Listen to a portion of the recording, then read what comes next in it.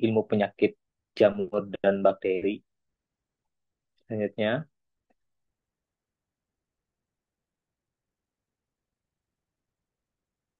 perkenalkan, nama saya Kadek Romian Dika dengan NIM akhir yaitu 178. Saya berasal dari kelas A. Selanjutnya,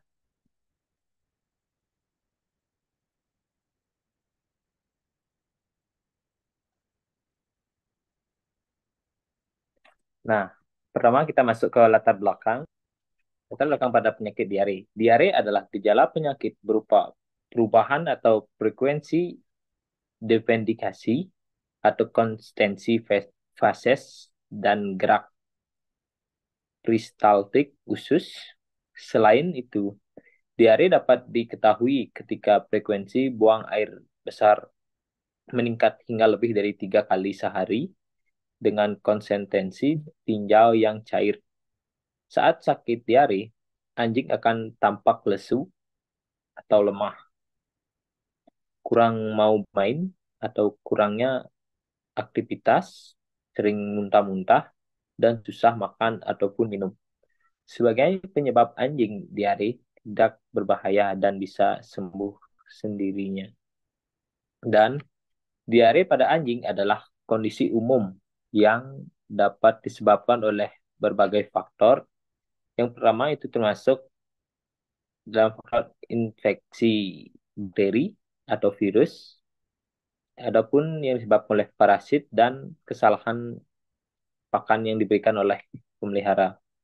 Penyebab utama termasuknya infeksi Escherichia coli atau yang sering kita sebut bakteri E. coli, parvovirus, keracunan makanan, alergi, dan intoleransi makanan. Gejala diare dapat bervariasi dari ringan hingga serius. Dengan tanda-tanda seperti lesu, muntah, dan dehidrasi. Penanganan yang tepat sangat penting untuk mencegah komplikasi serius, terutama jika diare disertai darah atau gejala berat lainnya. Selanjutnya.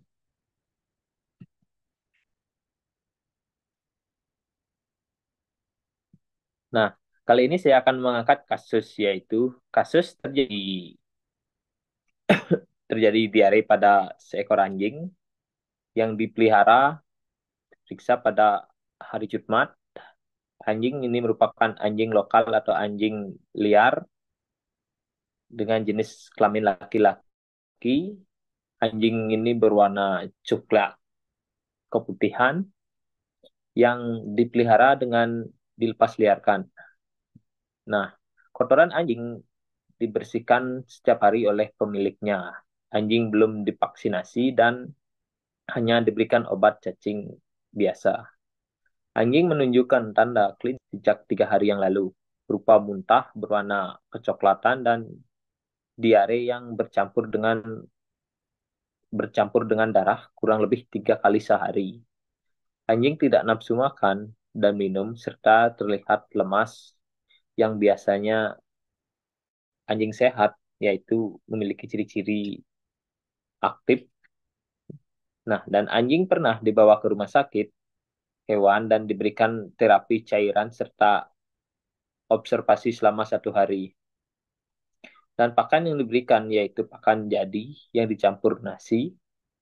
Diketahui di lingkungan tidak jauh dari tempat tinggalnya pernah terjadi anjing diare dan berujung kematian dengan tanda klinis yang hampir serupa.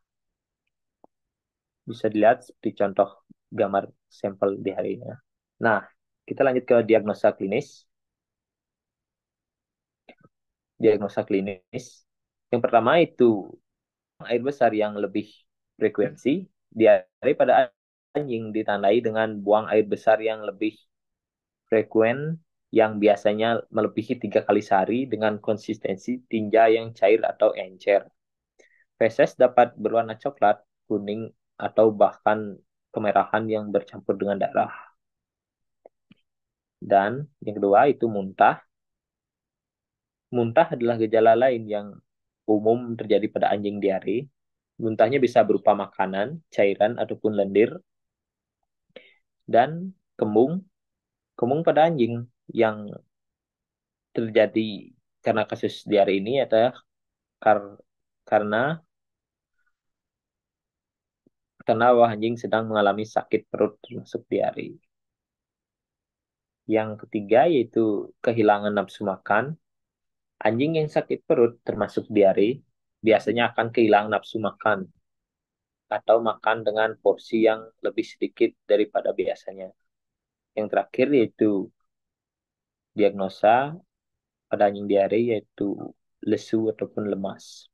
Anjing yang sakit diare tampak lesu atau lemas, kurang mau bermain dan kurang aktif, dan ada pun nyeri. Nyeri pada anjing diare yaitu gejala dari dapat ditandai dengan merintih, gelisah, ataupun menghindari sentuhan di sekitar perut. Nah, selanjutnya kita masuk ke penyebab. Penyebab penyakit diare itu pada anjing umumnya disebabkan oleh adanya kondisi infeksi atau inflamasi. Pernyataan tersebut mendukung kondisi yang mengalami infeksi pada saluran pencernaan dengan gejala klinis diare berdarah, lemah, muntah, dan kehilangan nafsu makan. Netrofilia dapat terjadi akibat proses inflasi pada infeksi bakteri, disertai dengan peningkatan nilai fibrinogen. Diare disebabkan infeksi virus E. coli atau disebut Escherichia coli pada anjing. Neofilia terjadi sebagai sebagai respon terhadap tubuh fungsi prognostiknya terutama karena adanya infeksi bakteri dan toksin.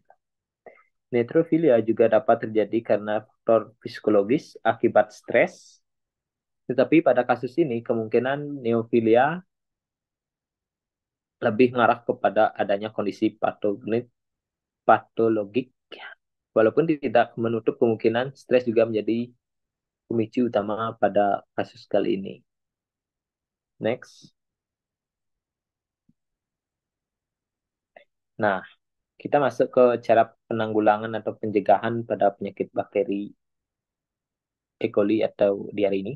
Saya membuat tiga, yaitu rehidrasi, diet ringan, dan probiotik. Yang pertama itu rehidrasi. Pastikan anjing mendapatkan cukup cairan untuk mencegah dehidrasi. Berikan air bersih ataupun larutan elektrolit seperti Oralit. Yang kedua itu diet ringan.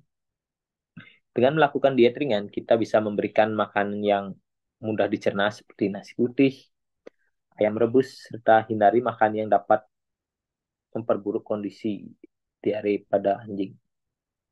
Dan lebih baik kita puasa ringan, yaitu biarkan anjing tidak makan selama 12 sampai 24 jam untuk memberi waktu istirahat pada sistem pencernaannya biar bisa cepat untuk memberi.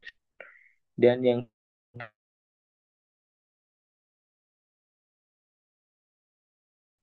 flora usus setelah fase mulai menurun. Selanjutnya, kita masuk ke kesimpulan. Kesimpulan pada kasus kali ini yaitu berdasarkan hasil anestesi, pemeriksaan fisik dan laboratorium, anjing terdiagnosa mengalami akibat infeksi virus E. coli. Terapi yang diberikan untuk meliputi ampicillin selama 5 hari serta vitamin K dan B kompleks menunjukkan perkembangan positif dalam waktu 7 hari. Anjing menunjukkan tanda-tanda pemulihan yang lumayan signifikan, termasuk nafsu makan yang sudah mulai membaik, dan penurunan frekuensi diare. Dan keberhasilan terapi ini menegaskan pentingnya diagnosis untuk penyakit pada anjing dengan cepat dan penanganan yang tepat untuk mencegah aplikasi lebih lanjut pada hewan peliharaan untuk menjaga keselamatan kita dan hewan peliharaan kita. Selanjutnya, mungkin sekian yang dapat saya jelaskan tentang materi penyakit diare pada anjing. Saya ucapkan terima kasih.